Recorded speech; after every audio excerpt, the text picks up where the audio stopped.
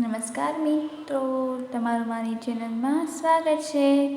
આજે આપણે ધોરણ 3 વિષય ગણિત પાઠ 8 વધુ ભારે કોણ નો વિડિયો ભાગ 4 નો અભ્યાસ કરીશું।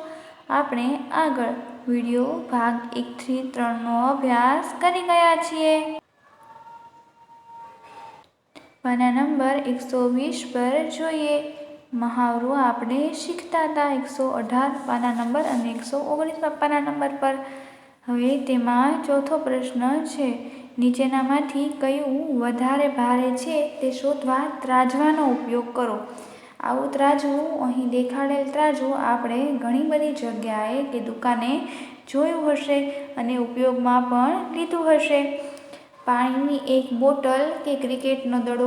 પાણીની બોટલ અહીંયા જો છલકાતી બતાય છે, અડધી ઢોળાયેલી બતાય છે, એટલે ધીમે ધીમે તેનામાં પાણી ઓછું થતું જાય છે। અને ક્રિકેટનો દડો ભારે હોય એટલે તેનું પલ્લું, એટલે કે એ બાજુનું પલ્લું નીચે નમતું હોય તેવું બતાય છે। એટલે પાણીની એક બોટલ કે ક્રિકેટનો દડો શું ભારે છે? તો આવશે ક્રિકેટનો દડો। તમારે તમારી અભ્યાસ બુકમાં લખવાનું છે।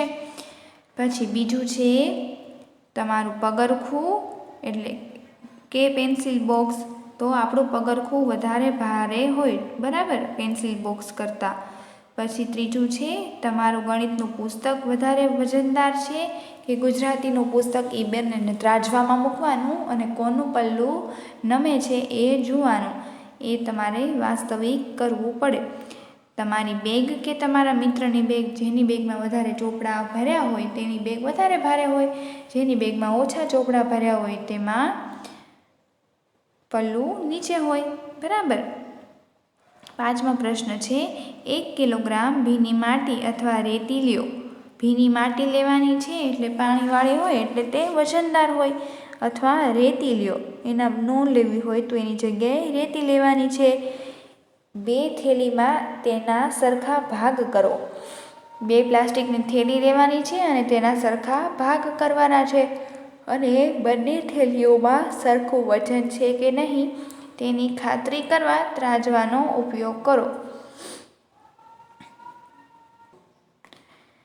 બંનેના માટીના એક સરખા ભાગ કરવાના છે અને જોવાનું છે કે 1 કિલો આ થેલીમાં લીધું હોય તો 1 કિલો આ થેલીમાં છે કે નહીં।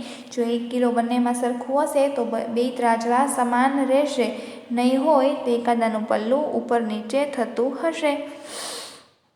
ભીની માટીની દરેક થેલીએ તમારું અડધો કિલોગ્રામ વજન છે।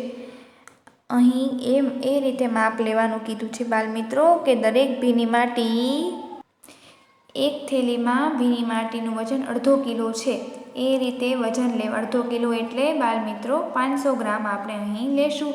અડધો કિલો વજનની છે તો એક બાજુ તમારે ભીની માટી એટલે કે અડધો કિલો વજનની આ થેલી રાખવાની છે, અને બીજી બાજુ અહીં કોઈ પણ આજુબાજુ જે તમને વસ્તુઓ મળતી હોય તે તમારે રાખવાની છે, અને યાદી પછી તૈયાર કરવાની છે કે એ વસ્તુ અડધા કિલોગ્રામથી ઓછા વજનવાળી વસ્તુ છે કે અડધા કિલોથી વધારે વજનવાળી।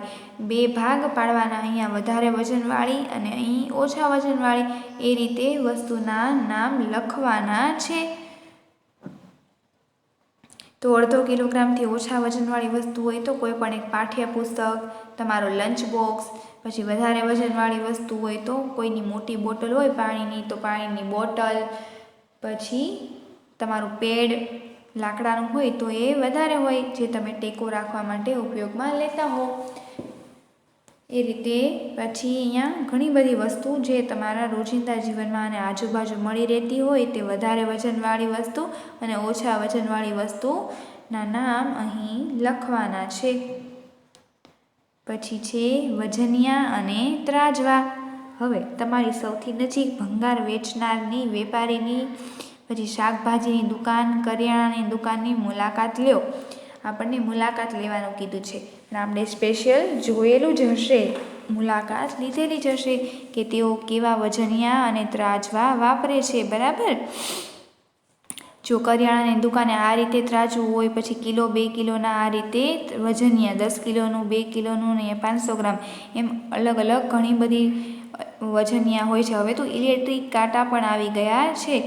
જો આ રીતે મીઠાઈની દુકાને આ રીતે ઇલેક્ટ્રિક કાંટો આપણને બતાવ્યો છે કે આ લાડુ 1 કિલોગ્રામ લખેલું અહીં બતાય છે. અહીંયા વજનવાળું કરિયાણાની દુકાને હોય તેવું બતાય છે. પછી ગેસની બોટલ જે આપણે લઈએ છીએ ઘરે ઉપયોગમાં, તે પણ વજન માપવા માટે હોય છે કે તે કેટલા કિલોમાં, તો તેના માટે આ રીતે અલગ વજન કાંટો હોય છે. અને આ જે સામાન્ય ત્રાજુ, અહીં આ બેન રૂ આપણને, મને તો શાકભાજી બતાય, પછી રૂ પણ માપી શકાય. અને અહીંયા આ ફ્લાવર આપણને આપેલું છે, જે ફ્લાવર શાકભાજીવાળી બેન માપીને વજનથી આપે છે. હવે કઈ દુકાનમાં તમે નીચે પ્રકારના વજનિયા જોયા છે તે તમારા મિત્રો સાથે ચર્ચા કરો. કોણ સૌથી, અને આ રીતે 10 કિલોનું આટલી બધી વજનવાળી વસ્તુ કઈ જગ્યાએ વપરાતી હોય, તો ઘઉંમાં છે, ચોખા છે, એ જે એકસાથે ખાંડ છે, જે એકસાથે ઘણી બધી વસ્તુ લવાતી હોય ત્યાં મોટા વજનિયા હોય. અને કરિયાણાની દુકાન, શાકભાજી એ 2 કિલો અને 500 ગ્રામના વજનિયા જોવા મળે છે. અહીં છે કે કોણ સૌથી મોટા વજનિયા વાપરે છે, તો ક્યાં કહ્યું મેં કે કરિયાણાની દુકાને, પછી ગેસની બોટલવાળા ત્યાં તેલના ડબ્બો કેવું લેવું હોય માપીને, તો ત્યાં લોકો મોટા વજનિયા વાપરે. અને કોણ સૌથી નાના વજનિયા વાપરે, તો કરિયાણાની દુકાનવાળા, શાકભાજીવાળા અને મીઠાઈની દુકાનવાળા નાના નાના વજનિયા વાપરે છે. તો બાળ મિત્રો, અહીં આપણો પાના નંબર 120 અને 121નો અભ્યાસ કર્યો અને સાથે પાઠ 8 પણ અહીં પૂર્ણ થયો. જો તમને મારો વિડીયો ગમ્યો હોય તો મારા વિડીયોને લાઈક કરો, શેર કરો અને સબસ્ક્રાઈબ કરો.